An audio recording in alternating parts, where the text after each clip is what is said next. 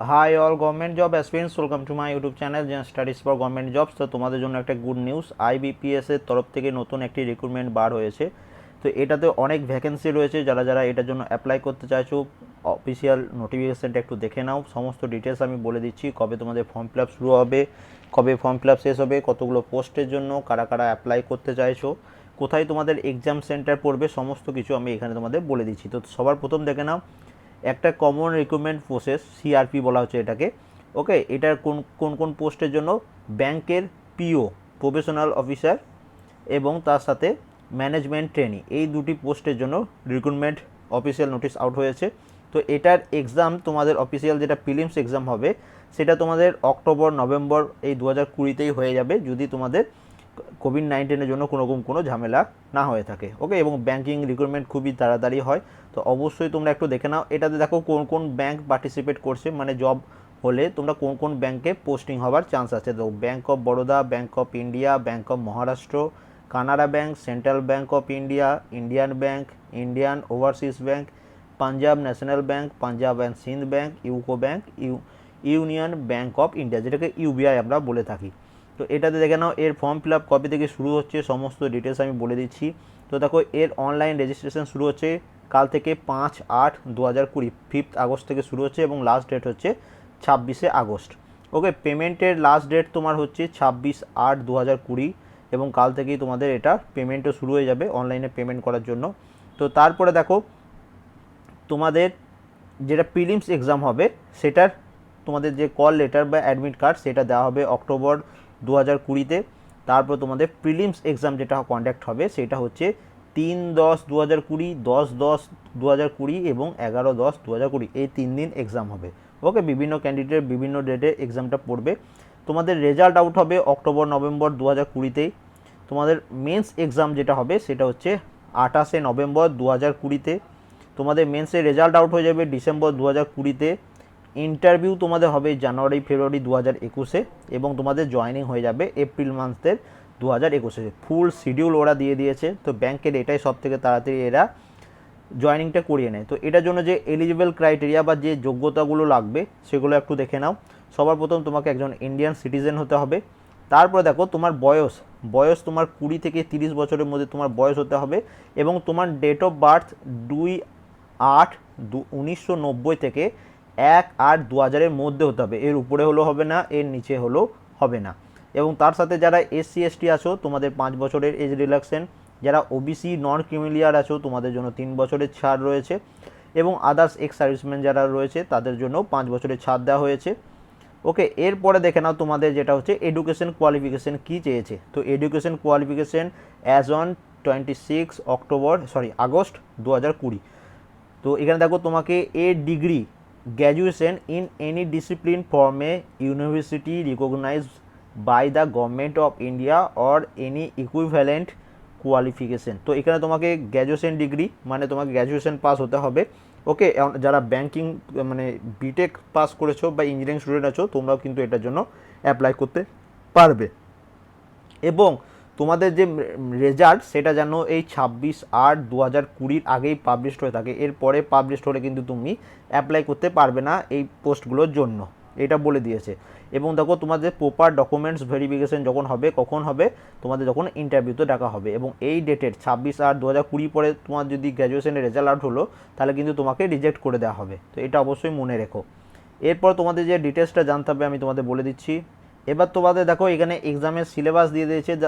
প্রথম prelims exam যেটা হবে, তোমাদের কী কী টপিক থাকছে: ইংলিশ ল্যাঙ্গুয়েজ, ইংলিশ গ্রামার থাকবে, ম্যাথ থাকবে, রিজনিং থাকবে। তো ইংলিশের 30টি কোশ্চেন থাকবে 30 মার্কসের, ম্যাথের 30টি কোশ্চেন থাকবে 35টি প্রশ্ন থাকবে 35 মার্কসের, রিজনিংয়ের 35টি কোশ্চেন থাকবে 35 মার্কসের, টোটাল 100টা কোশ্চেন থাকবে 100 মার্কসের। ওকে, তোমাদের এক্সামের যে ল্যাঙ্গুয়েজ কোন কোন ভাষায় হবে, ইংলিশ এবং হিন্দি, এই দুটি ভাষায় হবে, বাংলায় কিন্তু হবে না, এটা মনে রেখো। এবং প্রত্যেকটা পার্টের জন্য সেপারেটভাবে টাইম পিরিয়ড দেওয়া রয়েছে। তো ইংলিশের জন্য 20 মিনিট পাবে, তারপরে ম্যাথের জন্য 20 মিনিট পাবে, এবং রিজনিংয়ের জন্য 20 মিনিট পাবে। তো টোটাল 100 মার্কসের পরীক্ষা হবে, 100 কোশ্চেন থাকবে, কিন্তু প্রত্যেকটাতে 20 মিনিট 20 মিনিট 20 মিনিট, মানে 1 ঘন্টায় টাইম পাচ্ছ, কিন্তু সেটা তোমাকে 20 মিনিট করে ভাগ দিয়ে দিয়েছে। এবং তার সাথে আরেকটা তোমাদের এখানে ক্রাইটেরিয়া বলে দিয়েছে, সে তোমাকে candidate have to qualify in each of 3 test, মানে তোমাকে ইংলিশ কোয়ান্টিটি অ্যাপটিটিউড মানে ম্যাথ এবং রিজনিং, তিনটে ভাগেই কিন্তু তোমাকে মিনিমাম যে কাট অফটা দেওয়া হবে আইবিপিএস এর তরফ থেকে, তো সেটাকে তোমাকে পার করতে হবে, নাহলে কিন্তু তুমি ডিসকোয়ালিফাই হয়ে যাবে। এরপর দেখো প্রিলিমস যারা পাস করবে তাদের জন্য মেন্স এক্সাম। তো তোমাদের মেন্স এক্সামের সিলেবাস হচ্ছে ম্যাথ এবং রিজনিংয়ের জন্য 45টা কোশ্চেন, 45টা কোশ্চেন, টোটাল মার্কস থাকবে 60 মার্কস, মানে 1.5 করে একটা কোশ্চেন, 60 মিনিট টাইম পাচ্ছ। এরপর দেখো general awareness, economic, banking related থেকে যে অ্যাওয়ারনেসগুলো থাকে সেটা 40 কোশ্চেন থাকবে 40 মার্কসের, সেটাতে তুমি 35 মিনিটস টাইম পাবে। তারপরে তোমাদের ইংলিশ গ্রামার 35 কোশ্চেন থাকবে 40 মার্কসের, 40 মিনিট টাইম পাবে। এবং তারপরে আর একটা ডাটা অ্যানালাইসিস এবং ইন্টারপ্রিটেশন, এটার জন্য 35 কোশ্চেন থাকবে 60 মার্কসের, এবং এটার জন্য টাইম পাবে 45 মিনিট। তো টোটাল 155টা কোশ্চেন থাকবে, 200 মার্কসের পরীক্ষা হবে এবং 3 ঘন্টা তোমরা টোটাল টাইম পাবে। ওকে, এটা হলো মেন্স। এরপর যে ডিটেলসটা তোমাদের জানতে হবে সেটা একটু দেখে নাও। এটার জন্য নেগেটিভ মার্ক দেওয়া রয়েছে 0.25, মানে 1/4 নেগেটিভ মার্ক। এবং তোমাদের এক্সাম সেন্টার যেটা হবে সেটা আমি কোথায় কোথায় হবে, যারা ওয়েস্ট বেঙ্গল থেকে বা ত্রিপুরা থেকে বা আদার্স কোনো স্টেট থেকে অ্যাপ্লাই করতে চাইছো, তো তোমাদের কোথায় এক্সাম সেন্টার হবে সেটা আমি বলে দিচ্ছি, দেখে নাও। তার আগে এখানে এটা একটু দেখে নাও যে তোমাদের ফিস কত টাকা দিতে হচ্ছে। তো যারা এসসি এসটি এবং পিডাব্লিউডি ক্যান্ডিডেট আছো তোমাদের ফিস হচ্ছে 175, এবং যারা জেনারেল আছো এবং তার সাথে ওবিসি আছো তোমাদের যে ফিস পেমেন্ট করতে হবে সেটা হচ্ছে 850 টাকা করে। তো জেনারেল এবং ওবিসিদের জন্য অনেক বেশি টাইপ পেমেন্ট করতে হচ্ছে, কিন্তু ব্যাঙ্কিংয়ে সবসময় অনেক বেশি নিয়ে থাকে এবং এদের রিক্রুটমেন্টটাও কিন্তু খুব তাড়াতাড়ি কমপ্লিট করিয়ে নেয়। ওকে, এরপর দেখো তোমাদের এক্সাম। তো এখানে দেখে নাও তোমাদের টোটাল ভ্যাকেন্সি কতগুলো রয়েছে। তো ভ্যাকেন্সি অনেক বেশি, দেখো এখানে টোটাল যেটা দেখাচ্ছে 1167টি, কিন্তু এর মধ্যে দেখো যে ব্যাঙ্কগুলোর আমি নাম বলছি, Bank of Maharashtra, Canara Bank, Indian Bank, Punjab National Bank এবং ইউনিয়ন ব্যাঙ্ক অফ ইন্ডিয়া, এই 5টি ব্যাঙ্ক তাদের কতগুলো ভ্যাকেন্সি আছে সেটা এখনও তারা, দেখো এগুলোতে NR লেখা রয়েছে, মানে নট রিপোর্টেড, মানে কতগুলো ভ্যাকেন্সি রয়েছে তারা এখনও পাবলিশ করেনি। যখন ফাইনাল ইন্টারভিউ হবে বা ফাইনাল রেজাল্ট পাবলিশ হবে তখন তারা তো তাদের ভ্যাকেন্সিগুলো বলে দেবে। তো দেখো টোটাল 11টা ব্যাঙ্কের মধ্যে 6টা ব্যাঙ্কে তোমার 1167, প্রায় তোমার 1200 প্লাস সিট রয়েছে। তো এগুলোতেও তুমি ধরতে পারো মিনিমাম 800 প্লাস, বাকি 5টা ব্যাঙ্কে 800 প্লাস ভ্যাকেন্সি হতেই পারে। তো তোমায় ধরে চলতে হবে প্রায় 2000 প্লাস ভ্যাকেন্সি রয়েছে, এবং ব্যাঙ্কিং সেক্টরে 2000 প্লাস ভ্যাকেন্সি মানে অনেক ভ্যাকেন্সি। তো খুব ভালোভাবে প্র্যাকটিস করলেই এই চাকরিগুলো পাওয়া যায়। তো অবশ্যই একটু ভালোভাবে প্র্যাকটিস করবে, এবং যারা ব্যাঙ্কিংয়ের জন্য প্রিপারেশন নিচ্ছ তাদের তো সুখবর। এবং দেখে নাও কাদের কতগুলো ভ্যাকেন্সি রয়েছে। তো দেখো ব্যাঙ্ক অফ ইন্ডিয়ার টোটাল ভ্যাকেন্সি রয়েছে 734টি, মহারাষ্ট্র এখনও পাবলিশ করেনি, ব্যাঙ্ক অফ বরোদা এখনও 0 দেখাচ্ছে, কিন্তু ওটা পরে হয়তো পাবলিশ করে দেবে। কানাড়া ব্যাঙ্ক এরাও পাবলিশ করেনি। তারপরে তোমাদের এখানে দেখো পাঞ্জাব অ্যান্ড সিন্ধ ব্যাঙ্কের টোটাল 83টি, ইউকো ব্যাঙ্কের 350টি, এবং বাকি ব্যাঙ্কগুলো এখনও তারা পাবলিশ করেনি। তো মাত্র দেখো দুটো ব্যাঙ্কে, একটা হচ্ছে ইউকো ব্যাঙ্কে 350টি ভ্যাকেন্সি এবং ব্যাঙ্ক অফ ইন্ডিয়াতে 734টি ভ্যাকেন্সি। তো এইগুলোতেই তোমাদের প্রায় 1167টা ভ্যাকেন্সি হয়ে গেছে। তো তোমরা ধরে চলো 2000 প্লাস ভ্যাকেন্সি তোমাদের এই রিক্রুটমেন্টে হবে। নেক্সট দেখো এখানে দেখো তোমাদের এক্সাম সেন্টার প্রিলিমস এবং মেন্সের জন্য এক্সাম সেন্টার কোথায় পড়ছে। যদি কেউ আসাম থেকে দেখে থাকো তো আসামে ডিব্রুগড়, গুয়াহাটি, জোরহাট, শিলচর, তেজপুরে প্রিলিমসের এক্সাম সেন্টার পড়বে, এবং মেন্সের এক্সাম সেন্টার পড়বে গুয়াহাটি এবং শিলচরে।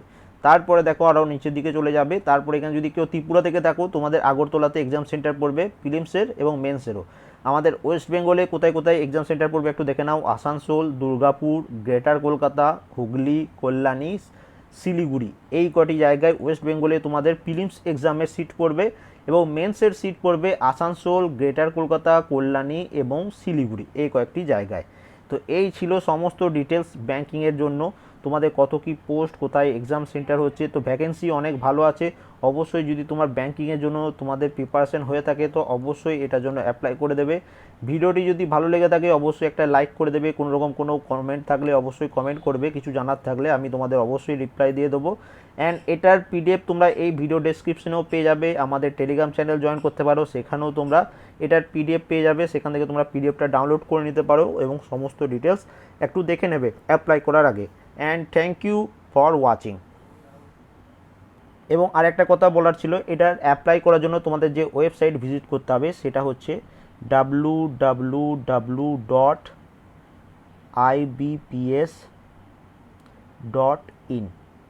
ওকে, www.ibps.in ibps.in এই ওয়েবসাইটে চলে যাবে, সেখান থেকেও ডাইরেক্ট তোমরা এই অফিসিয়াল নোটিফিকেশানটা ডাউনলোড করে নিতে পারো। এখানে দেখো দিয়ে দিয়েছে www.ibps.in, এবং এটা পিডিএফ আমি টেলিগ্রাম চ্যানেলেও পোস্ট করে দিয়েছি, সেখান থেকেও ডাউনলোড করে নিতে পারো। তো থ্যাংক ইউ ফর ওয়াচিং।